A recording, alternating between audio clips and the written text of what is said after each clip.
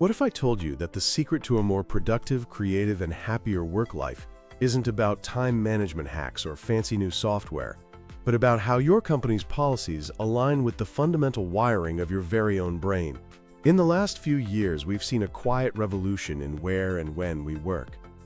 The rigid 9-to-5 in a cubicle is fading, replaced by flexibility. But this isn't just about convenience.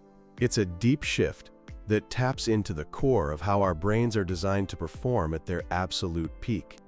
This is where the fascinating field of neuroeconomics comes in, blending brain science with decision-making to show us why flexibility works. By understanding how our brain responds to things like freedom, stress, and our surroundings, we can unlock levels of productivity and well-being that the old model could never achieve. So let's take a look inside the working brain. At its heart, productivity is a cognitive process. It depends on key brain systems that control our focus, decisions, and motivation. Neuro-Economics uses tools like fMRI scans to see what's actually happening in our heads when we perform work-related tasks. Think of your brain as having its own C-suite of executives.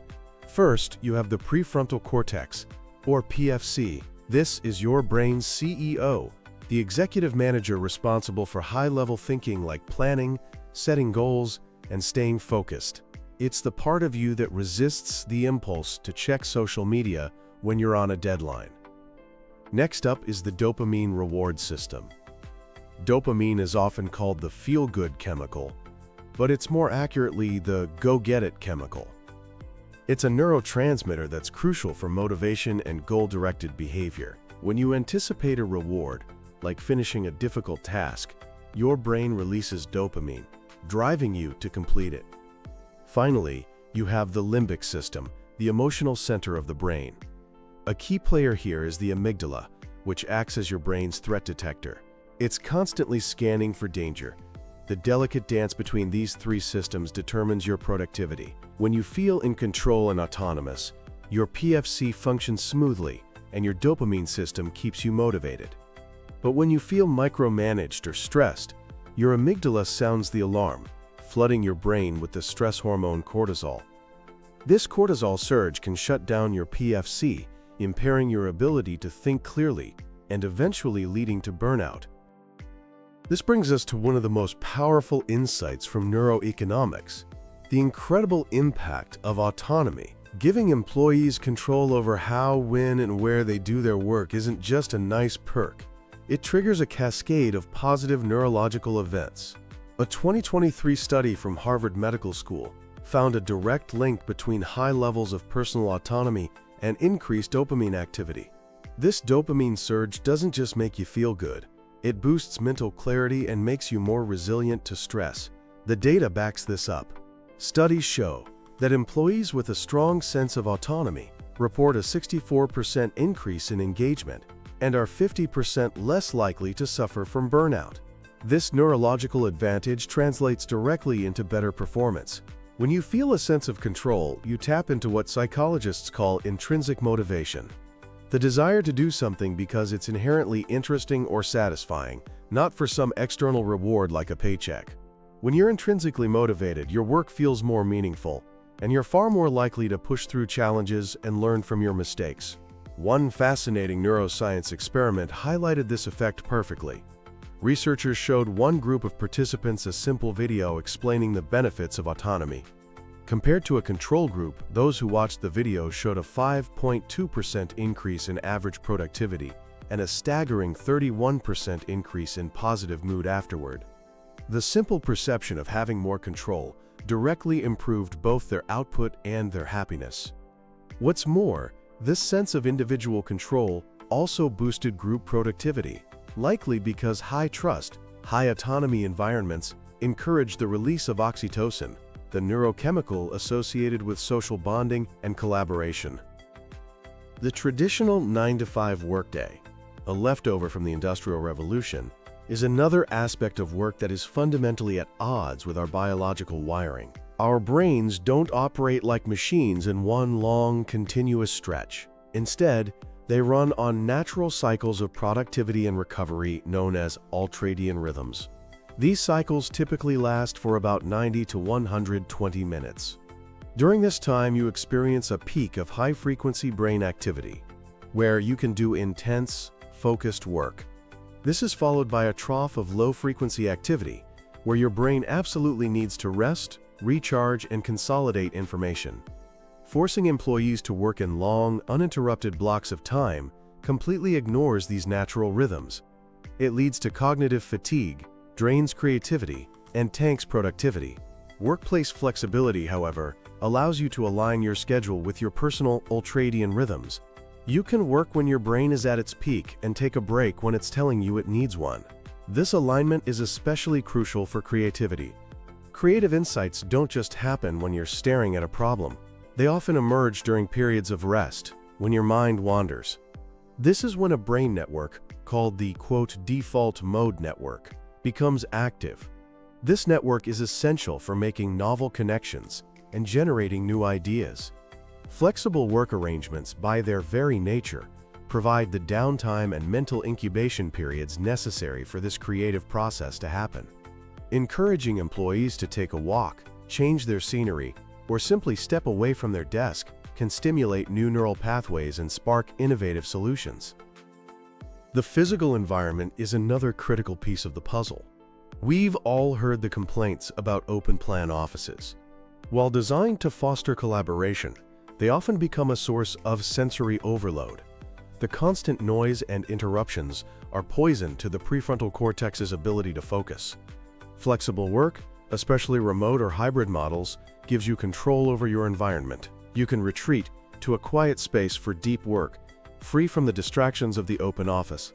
This control alone can lead to a significant boost in productivity. Of course, while flexibility offers a wealth of benefits, the shift to remote work has also introduced a new set of neurological challenges. The very technology that frees us can also become a source of stress and isolation.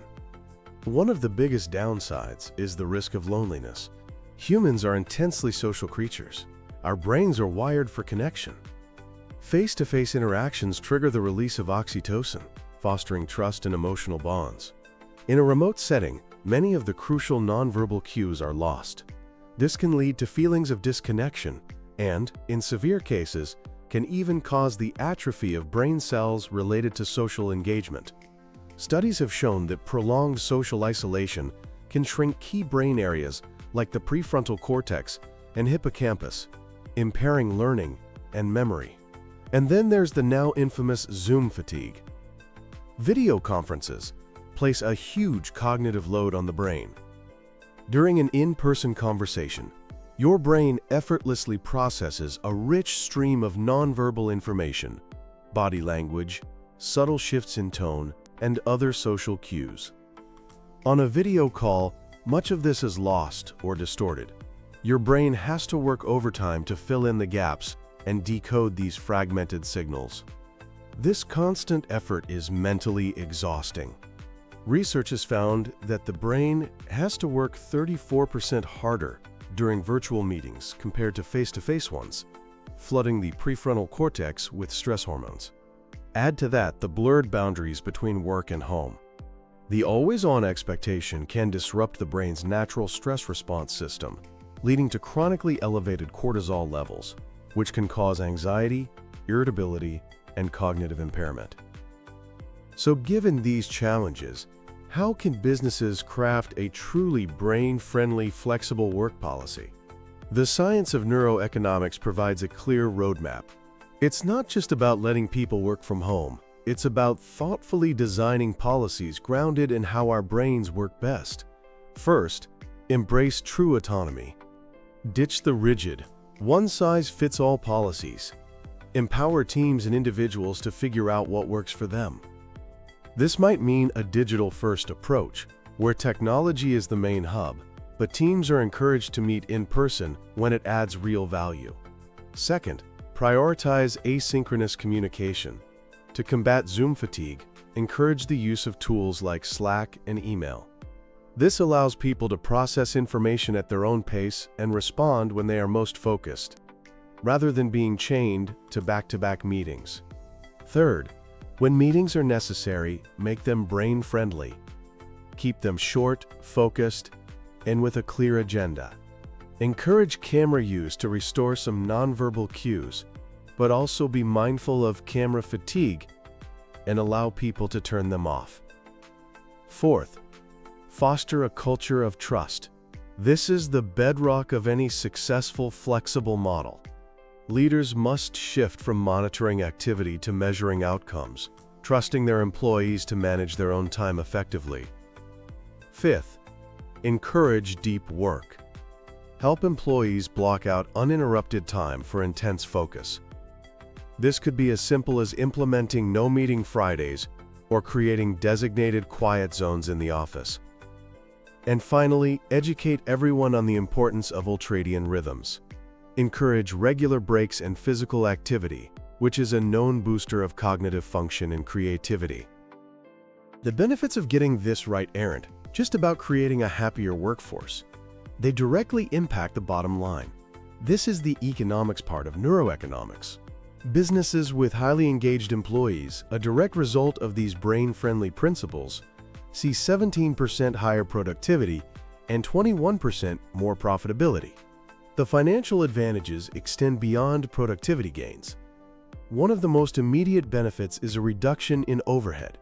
Companies can save a huge amount on office space and utilities, with some reports suggesting savings of up to $11,000 per remote employee annually.